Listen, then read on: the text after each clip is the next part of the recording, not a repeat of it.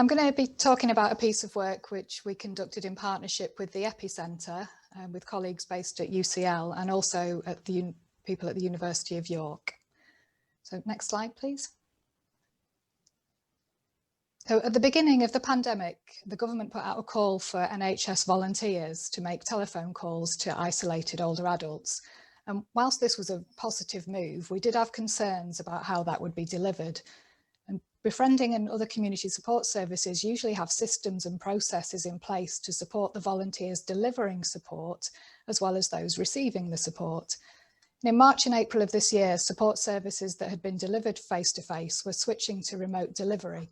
So we aim to conduct a review of remotely delivered befriending, social support and low intensity psychosocial interventions, which were aiming to address loneliness or social isolation. And we felt the findings would be used to recommend how to structure these services to ensure that they were delivered well. Next slide. So we developed a robust search strategy and found 5 reviews that met our criteria. I'm not saying a lot about that now, but you can always ask me. We conducted a narrative synthesis of the findings, as well as 2 processes called intervention component analysis and qualitative comparative analysis, to understand the ways in which the interventions were effective. The 5 reviews looked at the relationship between technologies used for communication and social relationships, psychological well-being, social isolation and social connections. Next slide. So summarising the findings of the narrative synthesis, we found that supported video communication interventions were regarded positively by older adults, with evidence of decreases in feelings of loneliness and increases in social support scores. Telephone contact was used in only 2 studies, with qualitative findings showing reduced feelings of loneliness and social isolation, with older adults feeling more connected to others and feeling more able to cope. The online discussion groups and forums showed mixed results, with some increases in social support, but limited reductions in loneliness, and 4 studies didn't measure loneliness at all. Next slide. Social networking sites we found have the potential to reduce loneliness in older adults, but the evidence here is weak. Older adults appeared to value fewer, stronger connections with others on these sites, as opposed to many weaker ties.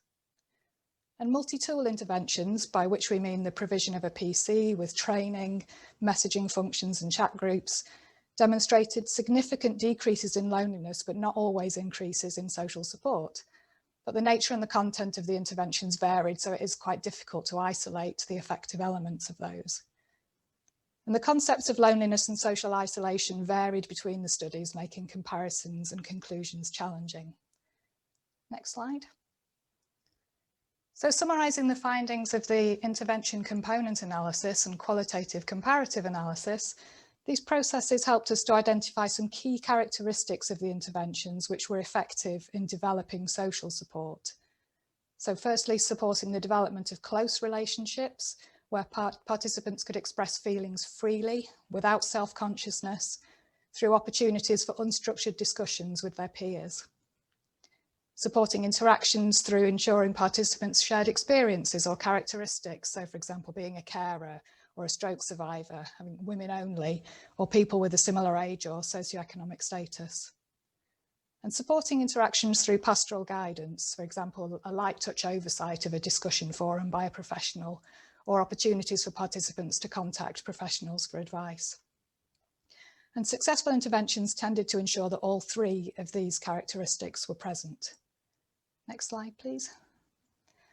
There were other processes which we found may be important, as they were more frequently observed in the successful interventions. So ensuring that participants felt their participation was beneficial for others as well as themselves, that they have a stake in the intervention design or the way they can participate, and that participants can communicate through different channels and temporalities, so real-time and asynchronous chat. And taken together, we feel that these can serve as design principles for future interventions. Next slide. So overall, the results suggest that older adults can be empowered to support each other through online discussions and forums, and that we should challenge the assumption that older adults always need to be on the receiving end of an intervention to address social isolation and loneliness. The studies that enabled older adults to feel that their contributions could improve the outcomes of others tended to be successful. So recognising that older adults can be both providers and recipients of support simultaneously is likely to be an important design principle. Next slide. So thanks very much, and we've included the link here to the summary, and the full report will be available very soon.